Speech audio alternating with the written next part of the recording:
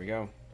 I got the setup. 2 peels, launching peel and rotating peel. Any silicone mat really makes it easy to make the pizza. Stretch here, put it on here, launch, serve from here. Just keep them in the oven afterwards. Flour, semolina flour, that's good for rolling it off the peel. Got your cheeses and sauces, chorizo for topping, grater for grating parm on top. They've proofed for a few hours.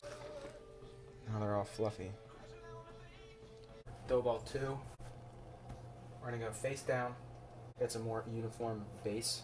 Flour, semolina mixture down.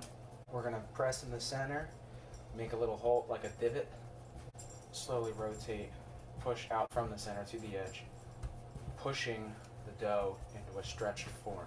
You don't use a rolling pin because you don't want to destroy the air pockets in here. Air pockets are good. Now I'm just stretching it by letting the gravity do the work. I'm holding it at its thick points in between my fingers. When you get like a good decent amount, when it's starting to like overlap and get sticky, just bring it back out here and you can just manipulate it. Going for a 12-inch finished pie. On a larger pie, you'll see people like flip it over.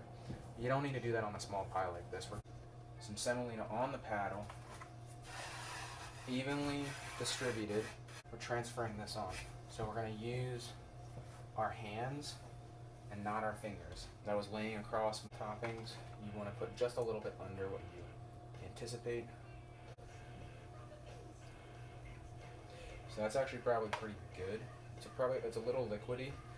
This was frozen. You can freeze this. San Marzano tomatoes, basil, olive oil, salt, pepper, red pepper flakes, mozzarella from the store, shredded.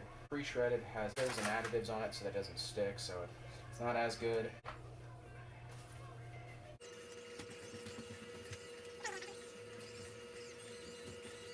Test shuffle. We're good to go. That's been prepping for 30 minutes. Right before launch, we're going to go ahead and turn it down to low because then we're going to get great stone temp and a nice, low, longer New York style cook. Pizza ready to go. Stick it in as far as you can. It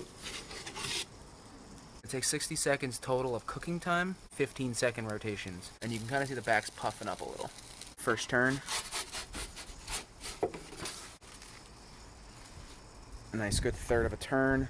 Stick it back in. You can already see you got a good little char under here. If you find that the bottom's burning, put the whole thing in and you just kind of lift up a little bit towards the roof. Gets the top cooking more and the bottom not as much. It's bubbling in the center there. This side needs a little bit more time and then we'll bring it in.